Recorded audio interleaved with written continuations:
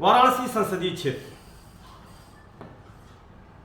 ये ऐसा संसदीय क्षेत्र है जो सन 2014 से दिन प्रतिदिन लोगों के दिमाग में इस कदर बैठ गया। उसकी वजह से इतनी है कि सन 2014 में गुजरात के मुख्यमंत्री श्री नरेंद्र मोदी जी पहली बार वाराणसी से चुनाव लड़े। मां गंगा की कृपा से आप प्रधानमंत्री बने। पुनः सन 19 में चुनाव वाराणसी से ही लड़े।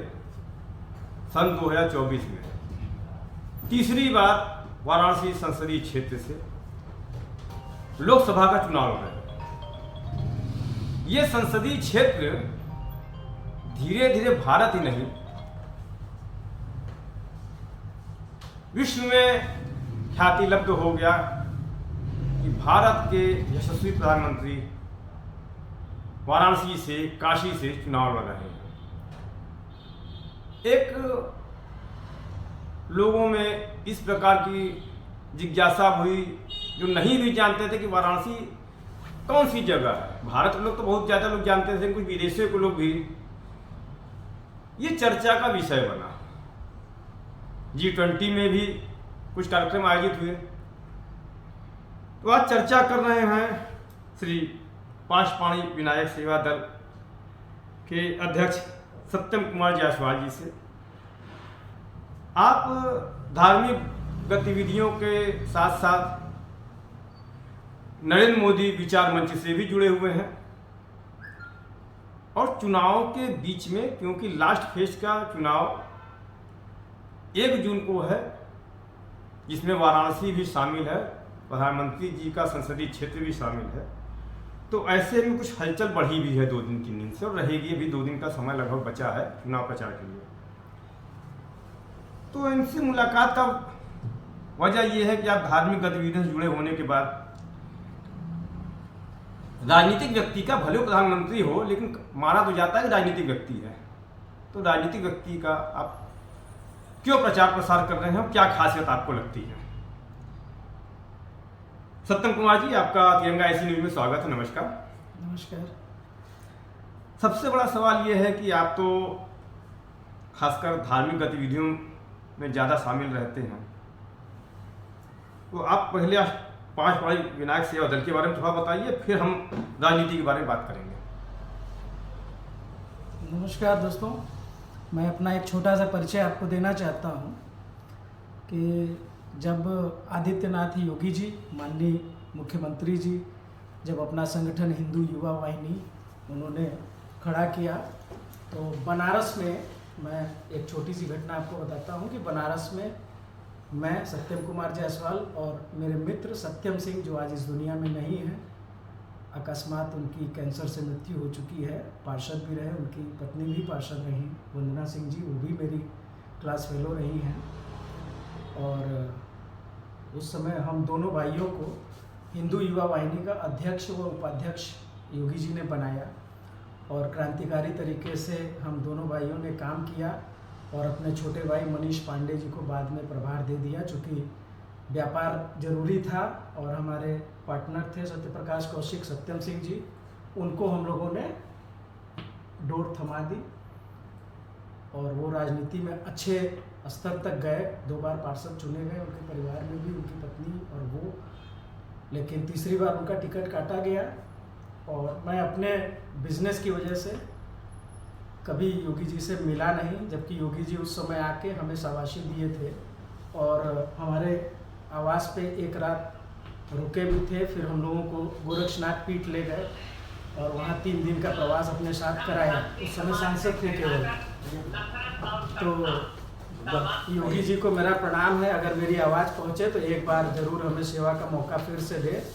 और ये सेवा दल बनाने का हमारा एक ही मिशन था कि जो उपेक्षित मंदिरें हैं, काशी से हम लोग ये सेवा दल का 15 साल से हम लोग कर रहे हैं सेवा बाबा का, और काशी के कई मंदिरों में हम लोग लगातार वीकली बेसिस पे सेवा करते हैं। और सेवा का मतलब ये नहीं केवल प्रसाद चढ़ाना, हम लोग कार्मिक सेवा भी करते हैं, धुलाई पोछाई।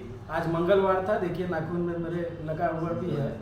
तो मंगल बुध रविवार सोमवार डेली मेरा कहीं ना कहीं कार्यक्रम हमारी टीम का चलता है। हम लोग 100 से ज़्यादा सदस्य पिछले 15 सालों से जुड़े हुए हैं।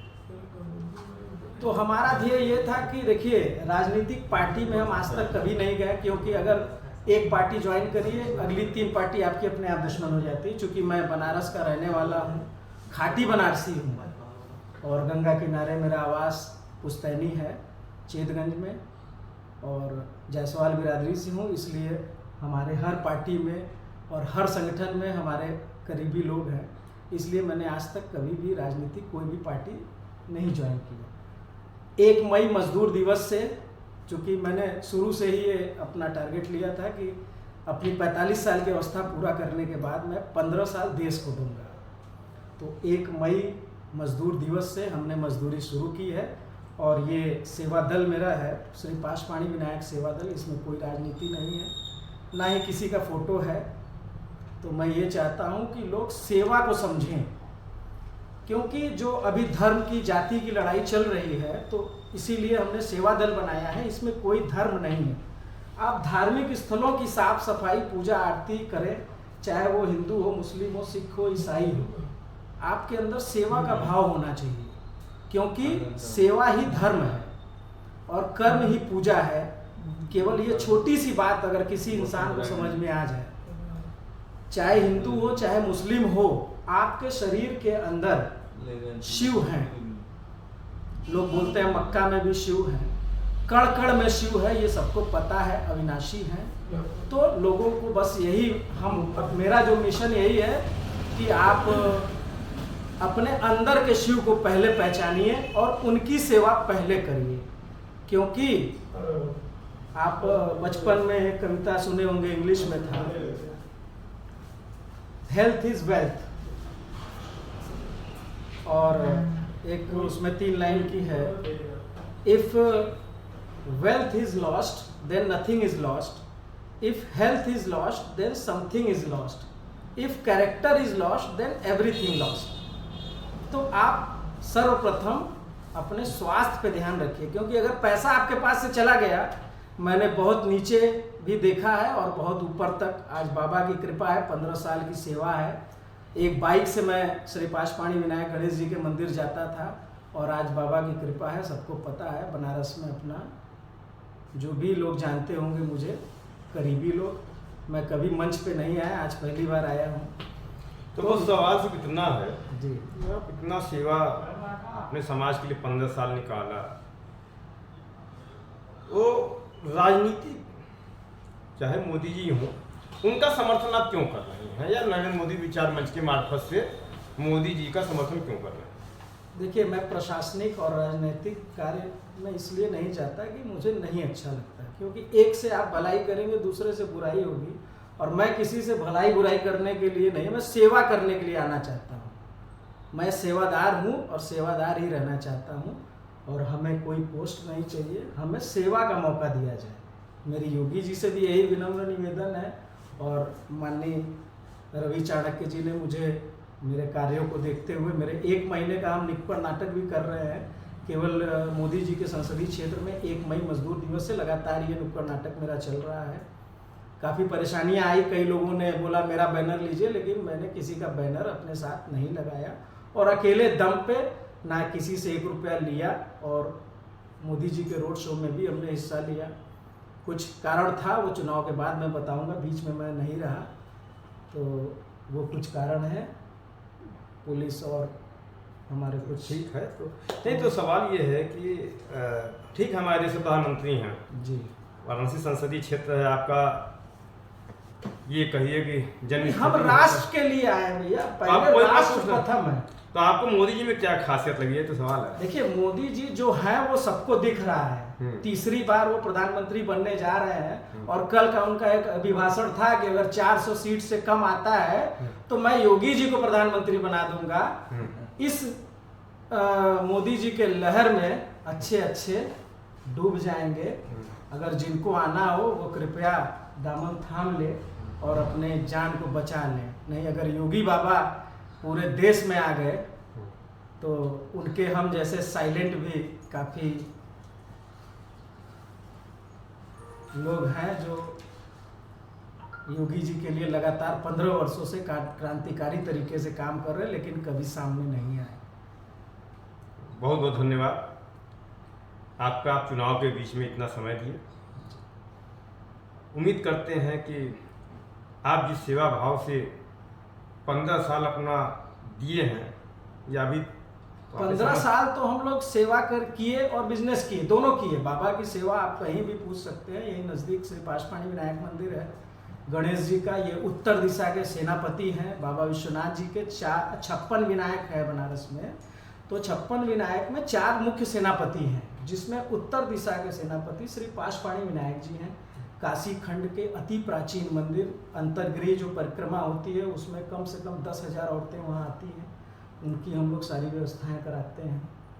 तो काफ़ी सिद्ध मंदिर है और हमने वहाँ पे सेवा करके फल पाया है, और हम चाहते हैं कि आप लोग भी वहाँ एक बार ज़रूर दर्शन करके उनका आशीर्वाद लें।